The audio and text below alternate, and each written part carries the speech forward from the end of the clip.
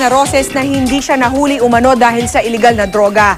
Ayon pa kay Osang, hindi pa raw sila nagkakaayos ng anak niyang si Onyok. Pero magkabati na kaya sila ngayong papalapit na ang Mother's Day? May chika si Aubrey Carampel. Hindi man napapanood sa telebisyon, aktibo sa paggawa ng independent film si Susana Roses. Kabilang siya sa Cinemalaya film entry na Hustisya, kasama si superstar Nora Honor. Ngayon lang muling nagpakita si Osang sa press matapos kumalat ang bali-balitang nahuli umano siya dahil sa iligal na droga.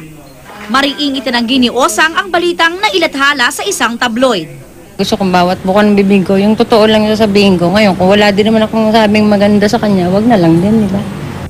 Inamin din ni Osang hindi pa sila nagkakaayos ng anak na si Dennis Robert Adriano o Onyok. Nagpa-interview si Onyok sa programang Star Talk at ibinunyag na drug user umano ang ina. Yan, alam naman natin lahat. Kaya nga, hindi ako umibo. Bakit? Kasi totoo lahat ng sasabihin ko eh. Ayoko namang ipahiya yung anak ko. Tama na yung nangyari, di ba? Pero, nasaktan ako nanay ko. Mali ginawa niya, pero para ipahiya ako pa yung membro ng pamilya ko. Anak ko pa rin yan.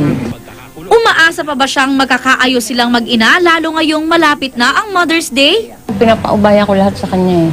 Kasi una-una, kahit anong pilit mo kung ano talaga, basta si Lord ang gagawa ng paraan. Aubrey Carampel, updated sa Showbiz Happening.